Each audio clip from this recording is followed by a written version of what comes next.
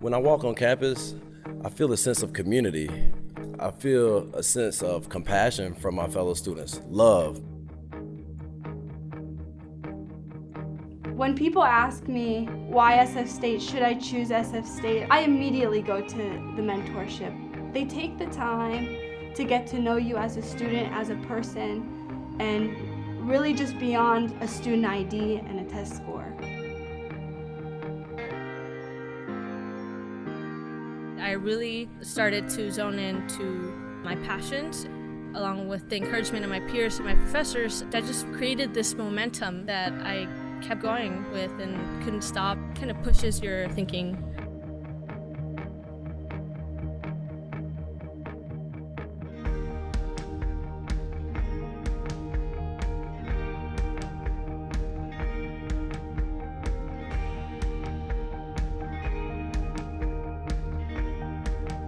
Remember on your journey to stay grounded and think about how your decisions, no matter who you're working for or what your position is in life, how are you helping humanity as a whole? You don't have to be the protester in the front of the march or that whatever. You could be a silent doctor or a silent lawyer doing legal work, but how can you be a part of bettering society? I was really fortunate to play alongside and collaborate with people from different backgrounds and learn from them. And the sphere that we're in now, the sphere that SFSU embodies, is one of acceptance and one of leadership and encouragement.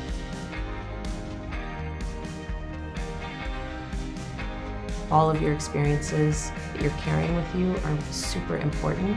Carry it with a lot of integrity, but whatever you do, don't leave it behind. I feel very prepared graduating from San Francisco State.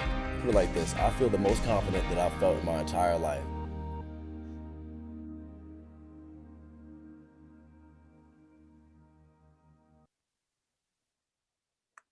Good morning.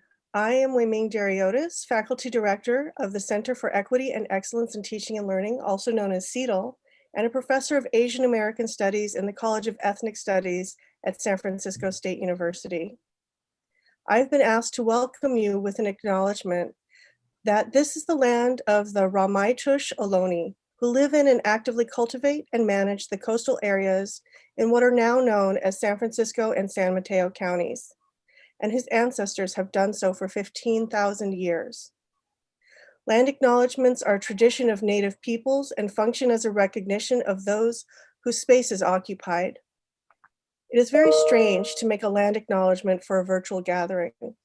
Further, as a non-Ohlone person, I feel like an uninvited guest welcoming others into someone else's home.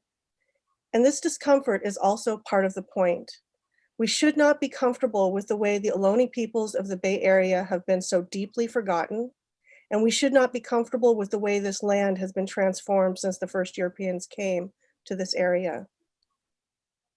Most of today's Ohlone peoples are not federally recognized, making it even more important that we, as members of an institution on Ohlone land, do everything we can to acknowledge and recognize them. Please take this land acknowledgement as an encouragement to learn and teach more about American Indian people and Ohlone people particularly, for we cannot achieve our SF State mission of social justice through education without an understanding of how and why we are here in this place, gathered together as the people we are in the context of all the people who have shaped this region, beginning with the first ones. The beauty of land acknowledgements is that they must be specific to each speaker in each context, which today is welcoming our community back together. Though we cannot be in one another's presence physically, I can feel the power of our mental and emotional gathering as we prepare to do the incredible work we have ahead of us, which feels more critical and more urgent than ever before, to provide our students an education that is relevant to their complex lives through artful and well-considered pedagogy that is anti-racist by design. CETL is the heart of the university's commitment to a culture that values and rewards teaching, supports diversity among learners, and promotes learning environments that foster social justice and the respectful and vigorous exchange of ideas in which students and faculty thrive and succeed. In the spring, CETL supported faculty as they made a hard pivot to remote modalities. We launched a pedagogy newsletter, CETL Circles, and have since engaged more than 1,000 faculty members in professional development offerings, such as Online Teaching Lab and the Justice, Equity, Diversity, and Inclusion Institute, with new cohorts launching for fall tomorrow and Monday. I'm honored to now introduce my friend and colleague, the chair of the San Francisco State Academic Senate, Teddy Albanak. Thank you so much, Dr. Dariotis, for your words and welcome. Like many, I was struck by the images shown at the beginning of this convocation, reliving my own memories of walking on campus, smiling at the close connections forged in the classroom, and basking in the excitement of promising futures. It was perhaps challenging to witness those scenes, given the current circumstances that will limit many of those encounters to the screen. And yet, I'm struck with how much we still share.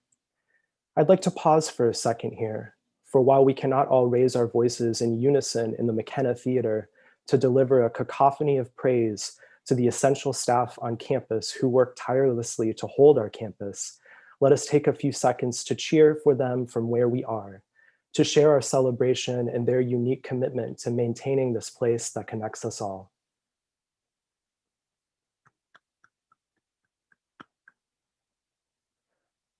We will need to do a lot more imaginative sharing over the course of the semester. And while some of that time may be filled with confusion, sadness, and anxiety, I imagine that it will be equally full of the power of compassionate thinking and creative ways of cultivating being together.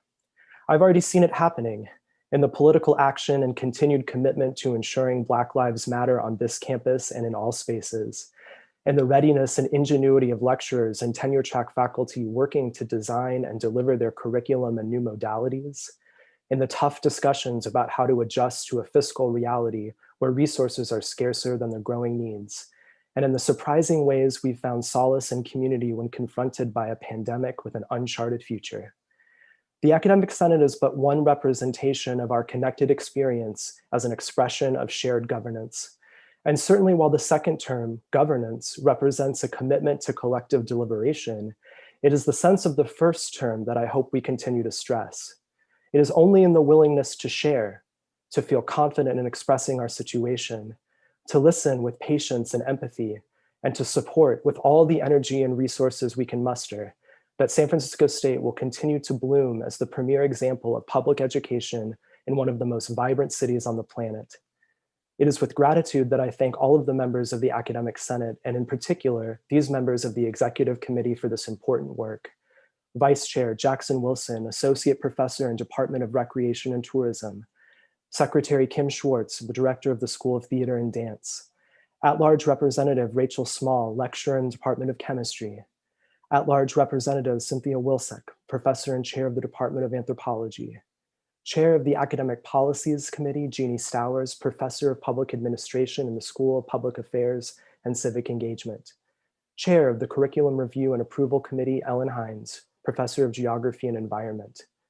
Chair of Faculty Affairs Committee, Jasper Rubin, Director of the School of Public Affairs and Civic Engagement. Chair of the Strategic Issues Committee, Michael Goldman, Professor in the Department of Biology.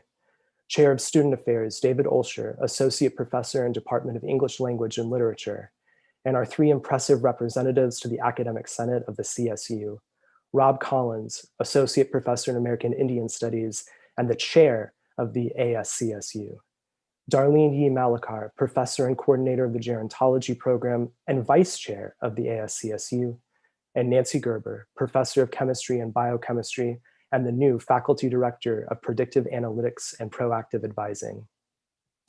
But most importantly, I share my deep appreciation and respect in honoring our students.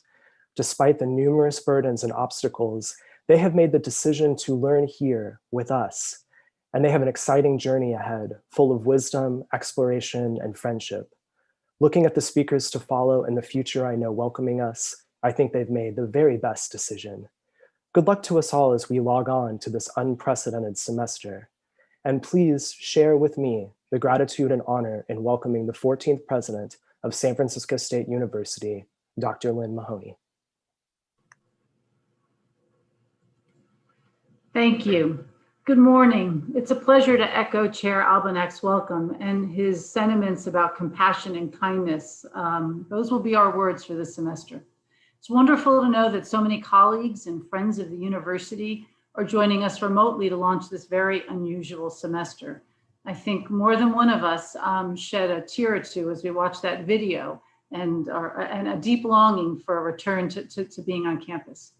I want to echo Chair Albanek's words of gratitude. I want to thank the staff and administrators who work to keep our campus functioning all spring and summer.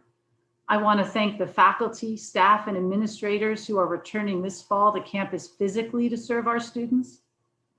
I want to give a very special thank you to the Fall 2020 Planning Group who have met regularly for months, particularly the Budget and Logistics Review Team, who ensured that our plans prioritize the health and safety of our students, staff, and faculty. And finally, my deepest gratitude is to all of you who are making remote learning, remote teaching, and remote working effective, particularly our students and faculty, who are ensuring that we meet our core educational mission during the most challenging of times. The last few months have been hard, harder than many of us could have ever imagined. We have watched our nation wrestle with multiple pandemics, and now our region is wrestling with fire and smoke. We have watched the dreaded COVID-19 curve rise and fall and rise again, and we mourn the deaths of more than 160,000 people in the United States. We have witnessed the consequences of decades of economic inequity and institutionalized racism as COVID-19 disproportionately devastates communities of color, costing people their jobs, their health, and too often their lives. We have witnessed unarmed Black men being murdered by police. We have watched federal agents use tear gas and batons against peaceful demonstrators. And here in the city and at San Francisco State, we are facing our most serious financial crisis in decades due to the budgetary consequences of the pandemic. We face a $38 million budget gap that has required making incredibly hard and deeply painful decisions, including reducing our workforce. I share these remarks at a particularly low moment. As a country, we failed to flatten the curve. As I drafted these remarks a couple of weeks ago, the death rate for the month of July had just been published, showing a 60% increase during the last 2 weeks of that month. I'm happy to report this week's numbers are better, but going into the fall season, the United States as a whole failed to flatten the curve. Princeton economist and New York Times columnist Paul Krugman sadly summed up our current state. What the coronavirus has revealed is the power of America's cult of selfishness, and this cult is killing us. The cult of selfishness has led us as a nation to ignore the advice of health experts, reject face coverings, and engage in risky behaviors that fail to take into account how our individual actions impact the welfare of others. For Black Americans, the pandemic of white supremacy has for centuries resulted in similarly tragic consequences. At this bleak moment, though, I also see signs of inspiration and hope, visions of change. I see people rejecting the cult of selfishness and challenging white supremacy and institutional racism. I see it in the hundreds of thousands of Americans, many San Francisco State students, faculty, and staff, who took to the streets in the wake of George Floyd's murder. I see it in the leadership of Mayor London Breed and other mayors who are redirecting funding from policing their citizens to serving them, an example we will follow at San Francisco State. I see it in our students, faculty, and staff who are demanding that San Francisco State not just comply with non-racist policies and processes, but that we serve as a model for pushing the boundaries of change and committing to a process of institutional reform based on anti-racist analysis. While we face a challenging year, I see hope in the commitments we have made to demonstrating with real actions that Black lives matter at San Francisco State. to supporting our city by better realizing our role as the city's university, as an engine of educational and economic equity by admitting and graduating more students from groups historically underrepresented in higher education, to prioritizing the success of our students to ensure that they make progress toward their degrees despite the multiple challenges we face, to bringing transparency and inclusive decision-making to our budget planning as we navigate upcoming challenges. Beyond these commitments, we have much to look forward to. This fall, our newest residential living complex, Manzanita Square, opens, and when at full capacity, will provide much needed housing for more than 600 students.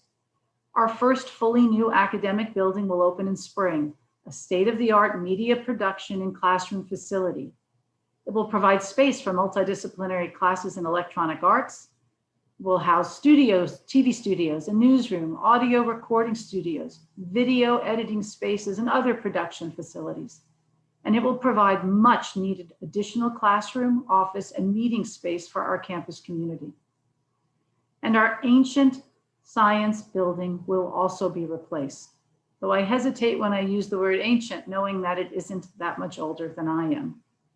One of our greatest points of pride is our success in guiding students from underrepresented groups to careers and graduate programs in STEM.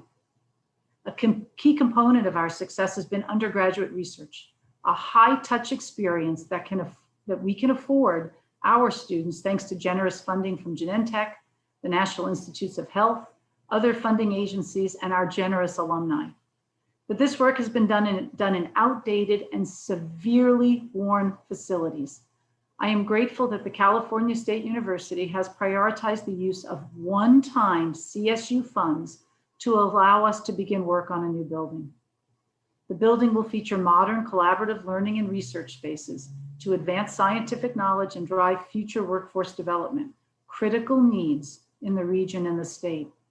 With state-of-the-art labs and learning spaces, and with continued support from our philanthropic partners, we will be able to ensure that more students succeed and that San Francisco State strengthens its national reputation for building diverse pipelines in STEM. As I look to this academic year, I see things that fill me with great optimism, even amidst our multiple pandemics and in remote modalities. I see the commitment to San Francisco State embedded in the staff whose work on campus these past few months allowed most of us to remotely work, study, and teach successfully. From the teams in financial aid, IT, CETL, and academic technology, to the many staff in administration and finance who ensured that our campus remained operational. I see it in the over 1,300 faculty who participated in professional development programs with the Center for Equity and Excellence in Teaching and Learning this summer, including the Summer Justice, Equity, Diversity, and Inclusion Institute. This is tangible proof that our faculty are deeply committed to student success, regardless of the teaching modality. The Division of Diversity and Community Inclusion celebrates its 3rd anniversary this fall, and will build on its already strong programs by launching new initiatives to better support our Black, Latinx, Asian American, and Pacific Islander students, our Dreamers, and our faith-based student communities. And the California State University will make history by following the example of San Francisco State to make ethnic studies a priority and ensure that every CSU graduate takes an ethnic studies course. And this fall, we welcome over 6,000 new students and 37 new faculty to the Gator family. To these groups in particular, I offer the warmest of welcomes. Last month, senior members of the university's leadership team made an explicit commitment to institutional change and anti-racism. These were not empty promises. We will work with faculty and staff, with associated students and the Academic Senate to realize these and make progress this year. I can assure you that the Associated Students Board of Directors, among many others, will hold us accountable. Yes, we face unprecedented challenges nationally and locally, and that's almost an understatement. But we will face these challenges together. The pandemic will not last forever. Public education in California has suffered significant budget problems in the past, and we have succeeded despite them. During the Great Recession, the CSU suffered its greatest decrease in funding, and yet graduation rates for all students increased. And to that, I thank the faculty and staff of the CSU who always put students first. We will work together again to advocate for funding for the CSU. Over the last decade, the CSU Chancellor, campus presidents, the California State Student Association, the Academic Senate of the CSU, the California Faculty Association, the CSU Employees Union, and other constituent groups advocated for restored funding, and we got it. Working together, we will advocate again and again for the value of the CSU, and I have every confidence that we will be successful. We've done this before, and we will do it again, and we will do it together, collegially and collaboratively. At Convocation last year, I drew on my experience as a US historian to talk about how the actions of ordinary Americans can and have changed the world. Perhaps no person better exemplifies that than civil rights leader and Congressman John Lewis.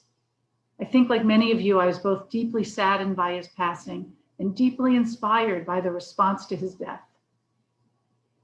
In his final message to us, Representative Lewis reminded us that ordinary people with extraordinary vision can redeem the soul of America. President Obama, in his eulogy, affirmed this, and I quote him here. John Lewis's life reminds us that ordinary people without rank or wealth or title or fame can somehow point out the imperfections of this nation and come together and challenge the status quo and decide that it is our power to remake this country until it more closely aligns with our highest values. President Obama also reminded us, and again I quote him, that real courage comes from not turning on one another, but by turning towards one another, not by sowing hatred and division, but by spreading love and truth, not by avoiding our responsibilities to create a better America and a better world, but by embracing those responsibilities with joy and perseverance. I want to conclude by turning very specifically to John Lewis for guidance. First, he, like many Black Americans, was keenly aware of the false promises of American democracy and its fragility, even when realized. Again, from his last message to us, he cautioned us that democracy is not a state, it's an act. And each generation must do its part to help build a nation and world society at peace with itself. And that first act is exercising one's right to vote. I urge us all to act on that right in November, remain vigilant in protecting others' rights to exercise that vote, and demand that the nation ensure this hard-earned right for everyone. Second, I echo Lewis's confidence that America's greatest generation was not in the past, but now. As Lewis looked toward his transition, he took comfort from what he saw across the US, noting in the last few weeks of his life, "You filled me with hope about the next chapter of the great American story, when you used your power to make a difference in our society. Millions of people, motivated simply by human compassion, laid down the burdens of division. Around the country and the world, you set aside race, class, age, language, and nationality to demand respect for human dignity." Thank you, Representative Lewis. In your words and example, I see our future. I wish you all a good semester. As always, I thank you all. I know I speak for many, many when I say that I cannot wait to see you on campus. It is now my pleasure to introduce our extraordinary president of the Associated Students, Andrew Carrillo. Thank you, President Mahoney, for those very kind introductions. Hello, students, staff, faculty, and esteemed guests. Welcome to our first ever virtual convocation. We enter the semester and academic year in the middle of a global pandemic. We find ourselves at an inflection point. There is a social reckoning that wouldn't have been possible if it was not for institutions like San Francisco State University. Institutions that are a space for freedom of thought, that constantly advocate for equity above all else, and that are centered under the principles of education and social mobility. We gather here as a collective, as students, staff, and faculty united in our commitment to our collective growth and progress. One consistent truth that we know is when students, staff, and faculty as a collective are united, the best change happens. That was true in the establishment of the College of Ethnic Studies, and that is so true in the recent signing of AB 1460 into law. As we enter the semester, one truth that has to be vocalized is the consistent support for staff and students in the new virtual modality. Everything that we do this year, we have to ask ourselves the simple question: is what we are doing fundamentally bettering the lives and experiences of our staff, students, and faculty here at San Francisco State? San Francisco State is not the physical entity of the campus. San Francisco State is the campus collective made up of students, faculty, and staff, and community members. We are what makes the university what it is. And we start this fall semester. We may not be gathering in a classroom critically engaging in conversation. My classroom, for example, this semester will be the room I share with my brother. And I'm sure a lot of my fellow colleagues and professors will have the same reality. As we enter this semester, let's be optimistic. Let's be hopeful of the opportunity that this new virtual world gives us. Let us work as a campus community to ensure that our students and faculty feel supported in this very challenging time. Let's give our peers the tools they need to succeed in completing their degrees. I welcome the new faculty, staff, and students to the San Francisco State community. Welcome home, and I wish you the very best throughout this academic year. It is now my great privilege to introduce San Francisco native, SF State alumni, and current chair of the SF State Foundation Board, Kimberly Brandon, to honor 5 esteemed faculty and staff members. Thank you, Andrew. I look forward to working with you this year. I am thrilled to present the 2020 Distinguished Faculty and Staff Awardees. The Distinguished Faculty and Staff Award honor outstanding tenured faculty and lecturers in the area of teaching, professional achievement and service, and acknowledge staff members who have made outstanding contributions to the university, to the extended community, and/or to their profession through participation in service activities. The San Francisco State Foundation is fully committed to acknowledging and rewarding our incredibly accomplished faculty and staff. Sponsoring these awards allows us to show our respect and admiration for the achievements of these incredible individuals. Our 2020 awardees are Dr. Braju Ellis, who is our awardee for the Excellence in Teaching Award for tenured faculty. Dr. Ellis is a professor in the Department of International Relations, where she started as an assistant professor in 2003. In 2018, Dr. Ellis received the High Impact Teaching Award from the Center for Equity and Excellence in Teaching and Learning at San Francisco State. Dr. Ellis has also contributed to the curriculum in the Department of International Relations at the undergraduate and graduate levels. She developed 2 certified GE undergraduate courses, Refugees in International Perspective and Muslim Societies in Transition, and a graduate course, International Migration. In a letter of support, it was noted that Dr. Ellis brings her own ethnographic research to life in her instruction, where she designs innovative courses where students critically analyze issues of identity, migration, and belonging in a globalized world. These courses are designed to be inclusive of students of different backgrounds, creating a classroom culture that promotes equity, understanding, and tolerance. The Excellent in Teaching Award for lectures is presented to Dr. William Coughlin. Dr. Coughlin is a lecturer for the Estuary and Ocean Sciences Center in Tiburon, where he has been since 1998. There, he teaches classes and also maintains an active, extramurally funded research program. Dr. Conklin makes it a point to bring his life experiences into the classroom to make his teaching relevant to his students. Professor Emeritus Charles Trick says that Dr. Conklin never ventures from these basic tenets. One, in a teaching environment, he is alive and accurate. Two, he teaches a competency, not to a curriculum. Three, he promotes a professional appreciation for the subject, frequently reminding students that good knowledge and bad professionalism goes nowhere. Four, he promotes leadership.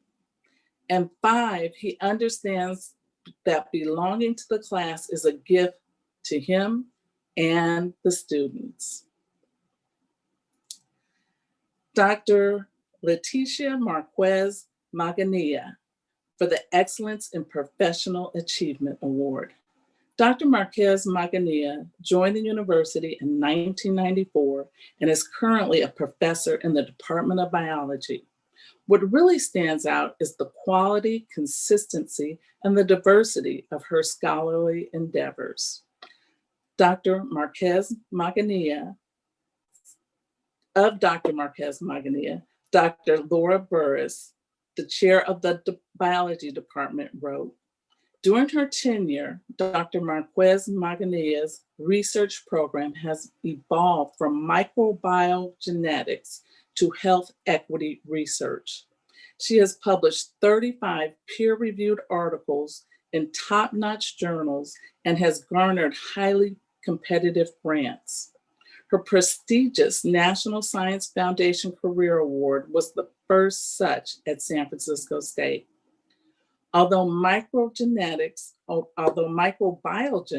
and health equity research require vastly different skill sets, her ability to consistently secure federal grants from NSF and the National Institutes of Health throughout her transition is truly impressive. Dr. Michael Goldman has been awarded the Excellence in Service Award for faculty. Dr. Goldman joined the university in 1988 and is currently a professor and former chairman of the Department of Biology. Throughout his career, Dr. Goldman has been deeply entrenched in the service to the Department of Biology, San Francisco State, the entire CSU system, and the greater scientific and public communities. For 12 years, Dr. Goldman served as department chair, where he oversaw tremendous growth in the number of majors. In the last 3 years alone, he has served on the Evaluation Committee for Academic International Research, the University Academic Assessment Advisory Committee, the Strategic Issues Committee of the Academic Senate, and the Academic Senate itself. One of the hallmarks of his career is the Personalized Medicine Conference that he started, now in its 11th year. Dr. Goldman loves science and he loves people. He will talk to anyone, giving freshman biology majors the same respect and attentiveness that he gives Nobel laureates. Nalini Libby is being acknowledged for the Excellence in Service Award for staff. Ms. Libby is an alumna of San Francisco State and currently works as the Academic Operation Manager for the School of Cinema at San Francisco State. Ms. Libby joined the university as an employee in 2006. While in the School of Cinema, she has become an integral and essential member of the department. Ms. Libby has been completely devoted to the School of Cinema community beyond the expectations and requirements of her job title. In a letter of support, Professor R.L. Rutsky stated, without Nalini's constant work, the basic functions of cinema would grind to a bumpy stop. The wheels might not fall off, but they would cease to turn effectively. Nalini is indispensable to every aspect of the school and to everyone in it. Congratulations to all of the awardees. On behalf of the San Francisco Station and the entire university, I applaud you. We will now all have the opportunity to hear an update on academic affairs and meet our newest faculty. I am pleased to introduce Provost and Vice President for Academic Affairs, Dr. Jennifer Summit. Thank you so much for that introduction, Kimberly. Well, as you know, this is a hard time to start an academic year. While across the nation we endure a poorly managed pandemic and resurgent white supremacy, San Francisco State's move to remote modalities, along with our budget shortfall and enrollment drop, have forced us to rethink fundamentally how we work together and deliver our courses. Our hardworking faculty, chairs, and deans at the crux of these challenges have my gratitude. In academic affairs, we've stopped asking when we can go back to normal and instead ask how we can face the future by leading with our values. In the wake of both a health emergency that disproportionately affects communities of color and the national outrage following George Floyd's murder, this is a time to recommit to the heart of our educational mission, the values of inclusion and equity. Back in June, I joined the President, Vice President Hellwig, and all 6 college deans in reaffirming that Black Lives Matter at San Francisco State. Together, we committed to a set of concrete, actionable goals, which include a renewed effort to support Black students by eliminating equity gaps in student success, retention, and graduation. Key to that effort is anti-racist pedagogy, which became a cross-disciplinary initiative this summer with support from the Center for Equity and Excellence in Teaching and Learning, CETL. Responding to an invitation to rethink their teaching through an equity lens, faculty and departments collaborated to reduce equity gaps and to develop relevant coursework to support the success of all our students. Criminal justice, for example, redesigned its writing in the major or GWAR course in order to develop critical skills, critical thinking skills, and enable analyses of crime, law, and justice systems and the structural ways they shape race, class, age, sexuality, and gender. Likewise, faculty from communication studies modified COM 150, which is required of every incoming freshman to include student learning outcomes related to racial justice. Also this summer, a collaborative team of faculty from the Lamb Family College of Business, the College of Ethnic Studies, and the College of Liberal and Creative Arts worked with CETL's program in Pedagogies for Inclusive Excellence to launch a new initiative.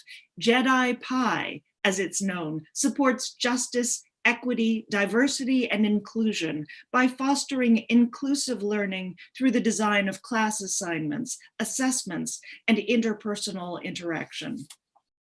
And the biology department, which is offering all of its undergraduate labs online this fall, involved over 60 faculty, staff, and GTAs in BioSlam. That stands for the Summer Lab Activity Modification Project, which develops justice-oriented classrooms in which students' identities and experiences are embraced and valued. These are just a few examples of the work our faculty are doing to support educational equity at a time when it's needed more than ever. Today, I'm very proud to welcome a new cohort of tenured and tenure track faculty to their ranks. These reflect the leading edges of a vibrant disciplinary diversity. They are novelists and scientists, healthcare professionals, and community leaders. They study Afro-Brazilian art and data analytics, the human rights of children, and the biology of flight and migration, disaster nursing, and trans and indigenous studies.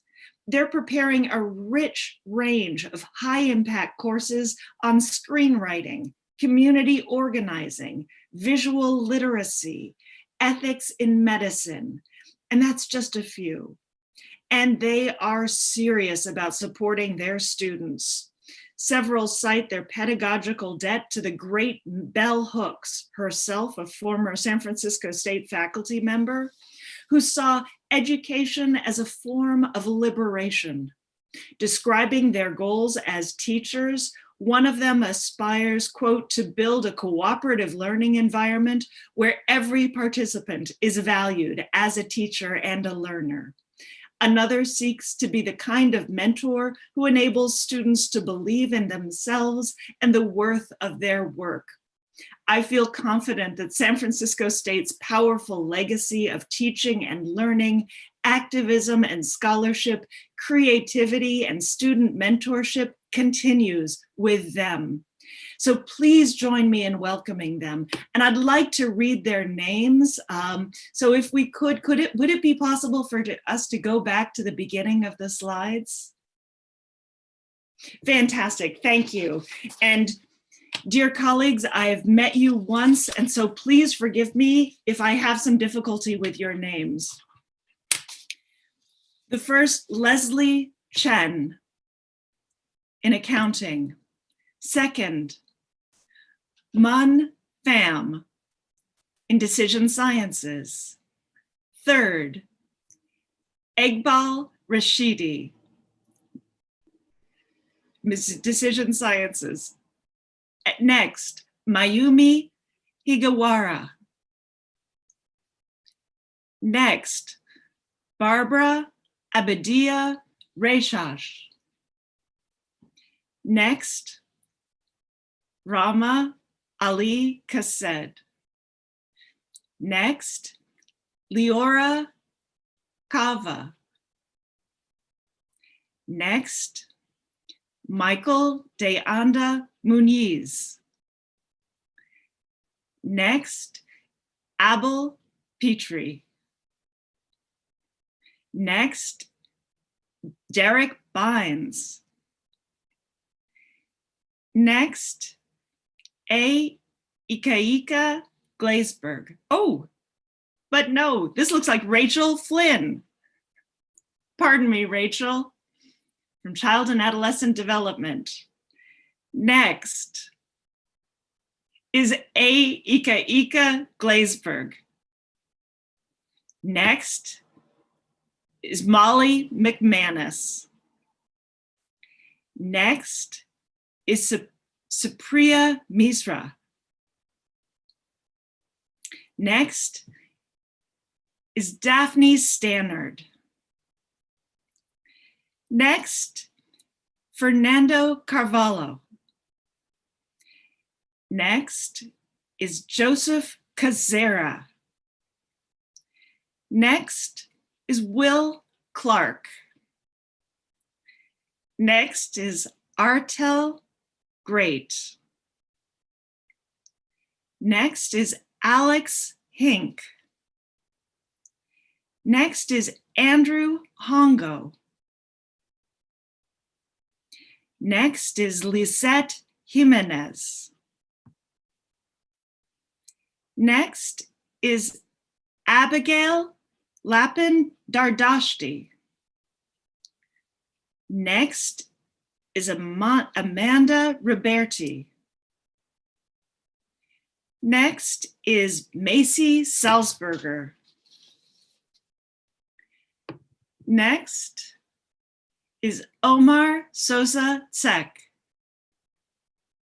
Next is Mayuran Tiruchelvam. I practiced hard. Next is Juliana Caras Jean-Gilles. Oh no, it's not, it's Stephanie Clausen. Pardon me, Stephanie. Next is Juliana Caras Jean-Gilles. Next is Derek Groom. Next, Zhu Zhuwei Qin. Next, Timothy Sun. Next, well, I'm delighted to introduce the new Dean of the Lamb Family College of Business, Eugene Sivadas. I wonder if we have 2 more slides for 2 faculty. I wonder if that's the end.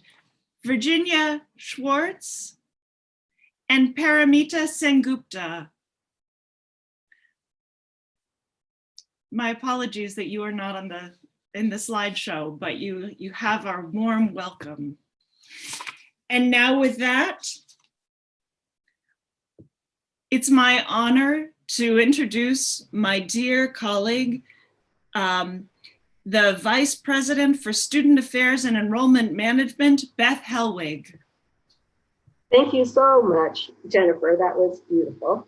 I'm very honored to be included in the 2020 Convocation and would like to dedicate my time today to our students, faculty, and staff, who are the heart and soul of the university. Welcome to all who are new to our campus community, either virtually or in person. I'd also like to offer a special welcome to our international students, faculty, and staff, who will be an important part of providing a global perspective to classes and to life outside the classroom. We're fortunate to engage in this beautiful and holistic educational enterprise where we focus on the mind, body, and spirit. Our university is dedicated to student success and to closing the opportunity gap. We believe our graduates will help to make the world in which we live more just and inclusive. We're committed to student engagement and to make sure that students know they matter and that they deserve to be here. Can you remember that extraordinary feeling when you, a friend, or a family member received that letter of acceptance to a university? Think of all the people who helped to make that happen, even before a student steps on campus.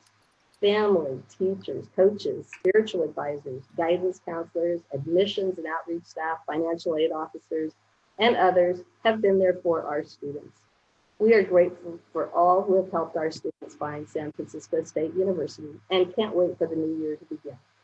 We have a sacred trust to do our best, each one of us, to make the student experience one of support and encouragement. We're fortunate to have the privilege of working and studying at a wonderful university in an amazing city, full of diversity and excitement. Each of us who work at the university have an important role in the recruitment, retention, and graduation of our students. I know we take this responsibility seriously. It is more important now than ever before as we plan for our future. I'd like to take this opportunity to honor and thank the amazing student affairs and enrollment management staff and all staff who play an integral role in the life of the campus. They have done an amazing job of creating a robust virtual campus community.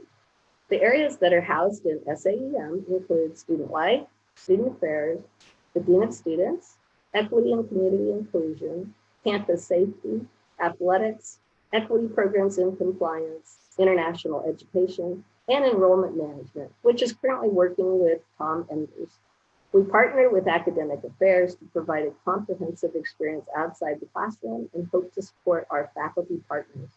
I am so very proud of the staff's accomplishments, too many to mention here. I want to especially acknowledge all those individuals who have been working on the front lines face-to-face during the pandemic and show appreciation for their important efforts. Our custodial staff, our groundskeepers, the food service staff, campus safety staff, our housing and residence life staff, office administrators, and so many others who have continued to work on campus. And each of them sincerely deserve our greatest appreciation. In the coming year, I encourage us to look for the good in each other and to assume positive effects. I look forward to collaboration for the greater good of the campus community and to find common ground, putting students in the center of our efforts. The partnerships we build can make the difference between a student being successful and falling through the cracks. I'd also like to encourage our returning students to reach out to our new students and provide mentorship. Do you remember those first days when you entered campus life? Can you recall those students who helped to make you feel supported and encouraged? Please do that for others. I began my journey to join the San Francisco State family 1 year ago. I never knew I would fall in love in such a short time with our students, our mission, and with my colleagues. This is a very, very special place. It is my hope that together we will all continue to be a caring and engaged campus community, and that we support each other through great times and in difficult times. Let's find a way to support one another. I'd now like to congratulate two individuals who are just wonderful. Reggie Parson, our AVP for Campus Safety and Chief of Police, as well as Pam Sue, our Associate Dean of Students, who are the successful candidates selected after national searches. I'd also like to congratulate and welcome all of the new staff on campus. It is now my pleasure to welcome a dear colleague, Dr. Fred Smith, AVP for Equity and Community Inclusion and our Senior Diversity Officer. Thank you, Dr. Hellwig, and greetings. I'm Frederick Smith, he, him pronouns, and I'm happy to represent Equity and Community Inclusion team today. For new and returning friends, let me acquaint you with our area. It includes centers and student life areas such as Asian American and Pacific Islander Student Services, Black Unity Center, AB 540 Dream Resource Center, interfaith programs, Latinx Student Services, and LGBTQ student life. Our professional team consists of Arlene, Lassie, Tarshell, Brianna, Bucket, Christian, Luis, and me. Equity and Community Inclusion reports to Student Affairs and Enrollment Management. Connect with us on Twitter or Instagram at SFSUDECI. Our area is responsible for leading, implementing, and evaluating a broad range of programs, initiatives, events, and activities designed to facilitate intercultural and intergroup dialogue, promote equity and inclusion, advance social justice, and improve campus climate for all of our students, staff, and faculty. Ultimately, the role of Equity and Community Inclusion team is to ensure that marginalized and minoritized students, staff, and faculty feel welcomed, validated, and provided with the support needed to succeed academically and professionally. And for our student scholars, to help them persist and graduate with their degrees in a timely manner. Students are first in our work, but we collaborate with faculty and staff in multiple areas: trainings, programming and events, identity-based departmental or classroom issues, bias incidents, or even if you need a safe space to vent about a microaggression that you experienced. We're here for you. We have 4 focus areas for 2020-2021. First, development of a bias incident education team. This group of faculty and staff will consult and address bias-related incidents that don't necessarily rise to Title IX or DHR, discrimination, harassment, and retaliation level, but deserve a response from campus. 2, rolling out a Viewpoint Diversity Programs Fund. This will provide opportunities for student organizations, staff, departments, and faculty to develop programs around interfaith education, skills development on free speech and collaboration, time, place, manner, and much more.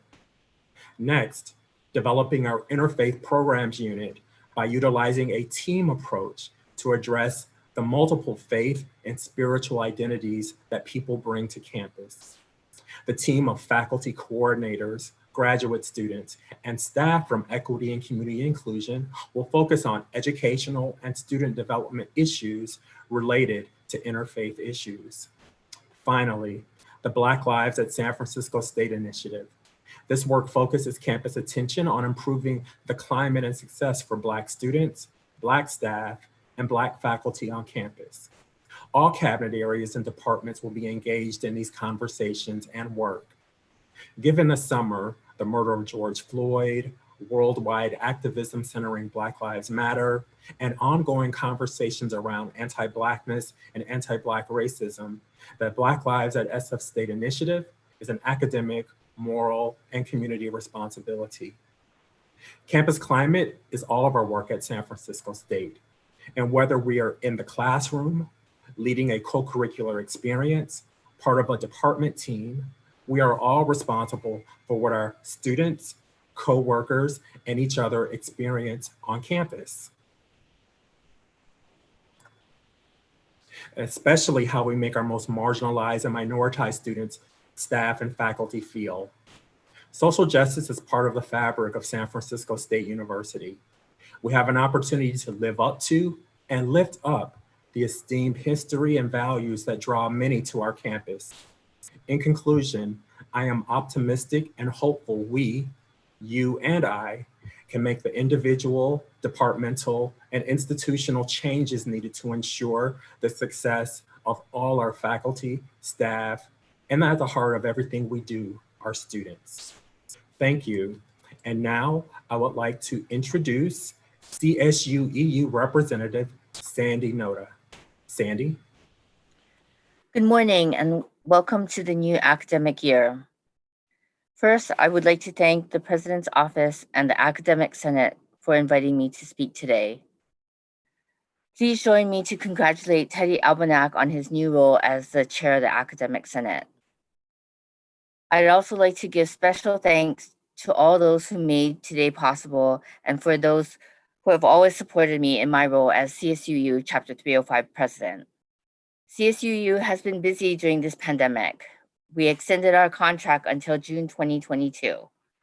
Our voter voice campaign to our legislatures proved to be effective as the legislature included in the final budget the $199 million for the CSU that was originally part of the governor's budget but was removed in the governor's May revise. We've created an ad hoc committee to create our resolution on the Black Lives Matter issue. 1 week ago, the CSUU Board of Directors voted to support AB 1460, introduced by Assembly Member Shirley Weber and co-authored by Assembly Member David Chu. AB 1460 would require students graduating from a CSU beginning in 2024-2025 to complete a 1-3 unit course in ethnic studies without increasing the number of units for students to graduate.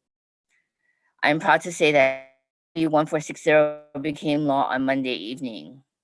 Going forward, on September 9th, CSUU will meet with the university on the repopulation of CSUU employees back to SF State. Somewhere in the near future, we will also meet with university management on the anticipated layoffs of CSUU employees. Our union will fight to keep every employee that we can, and as many members of the University Budget Committee know, CSUU will not tolerate the university creating new positions while we are laying off people. On that thought, my ask of all of you today are simple.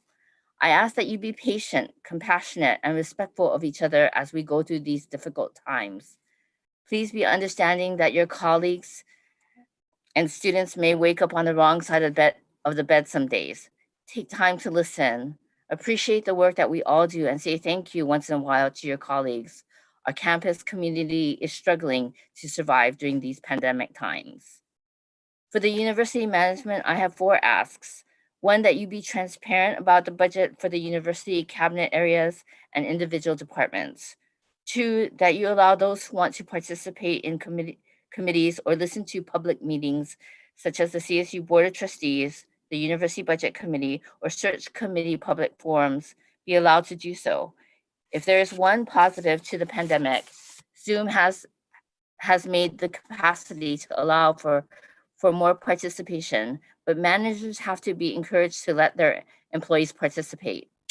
My 3rd ask is this: allow all staff to have an equal voice on issues that affect the university. We want to work with you, but often we feel our voice has not been heard. My 4th and final ask is that the university create a comprehensive step-by-step policy for the university community to follow when there is possible COVID and COVID positive cases. We know the information is there, but some of it is not easy to find. And lastly, I'd like to take a point of personal privilege. While I know many people are retiring this year, today, out of coincidence, is the last working day for my student health service colleague, supporter, and friend, Dr. Jackie Wong. Dr. Wong has worked as a primary care physician at the student health service for approximately 20 years, and I wanted to wish her well on her much-deserved retirement. As heartbreaking and painful as it is, thank you again for having me here today. Please take care and be safe. Now it is my honor and privilege to introduce my union brother, James Martell, the president of SFSU's California Faculty Association. Thank you. Thank you so much, Sandy. And thank you, President Mahoney, Provost Summit, Senate Chair Albanak, and all the faculty and staff who contributed to organizing this event.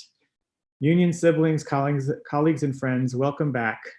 I am James Martell, the chapter president of the SFSU branch of the California Faculty Association. We are a union that represents both tenure track, and lecturer faculty, as well as coaches, counselor, and librarian faculty on all 23 campuses of the California State University system. Our union is over 27,000 members strong, and I want to extend a special welcome to new faculty members who are in attendance today. Like Sandy, I want to give you a quick overview of what we've been up to this year, and particularly this spring and summer, which have presented challenges to the university and to the union that I think are fair to say are quite unprecedented. I don't think a single event since the Third World Strike back in the late 60s was so fundamentally challenging for this university. Unfortunately, whereas that prior set of events was all for the good, setting an example for the world in how to pursue racial and social justice, the current crisis threatens much of what we hold dear about our role as a public university. For this reason, the union has been trying in every way that it can to hold on to what we do best, educating a diverse and largely working class student body at the lowest cost possible. Now, this is supposed to be a happy occasion, and it is. It is exciting to see all these new faces, even if it's only on Zoom, and even if I actually can't see you. So I'm not going to dwell on any negativity. The leadership in this room has been talking with months now about how to navigate this crisis together. I don't think I've always been their favorite person, but we have continued to work together and have come up with some plans for how to save jobs, protect the employees at this university, and try to ensure that we continue to offer the best education possible for our students. That work devoured our whole summer. I know the administration didn't have a summer, and nobody on the union's executive board had one either. But I hope that it helped to forge a sense of dedication to publicness, to protecting jobs, to focusing on teaching and learning that is at the basis of what a public university is. Besides that, but you know the old joke, besides that, Mrs. Lincoln, how was the play? Our union has focused on building up our departmental rep system. This system is at the heart of what we're trying to do as a union. We want there to be no separation between the union and the rank and file. And the only way to do that is to have the rank and file have a local voice, one that speaks for each department and which can meet separately from the executive board as a much broader and more democratic body. One silver lining to the COVID crisis was that suddenly people really wanted to join up and help us. We probably added half again the number of department reps that we have had over the last few months, and the chance to have a tenure track and lecturer faculty representative in each department is becoming closer to being a reality.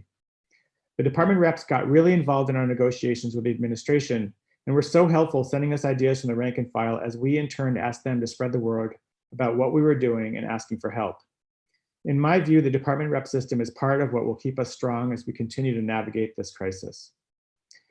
With the department rep system, in addition to all the discussions we've been having about working conditions, both on and off campus, and how to protect lecturer faculty jobs, as well as benefits, we have worked on issues about pursuing racial justice on this campus.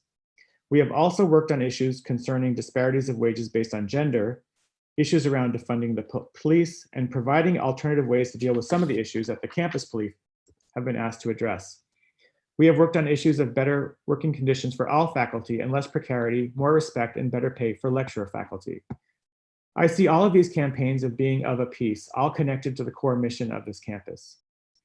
The good news for all of you that are here for the first time is that this is a university with a great tradition of fighting for and winning issues around anti-racism, community solidarity, and social justice.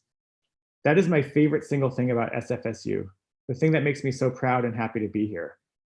When I think of the courage of the students and faculty in the late 60s who took on the establishment to create the College of Ethnic Studies, I feel inspired to try to continue those traditions.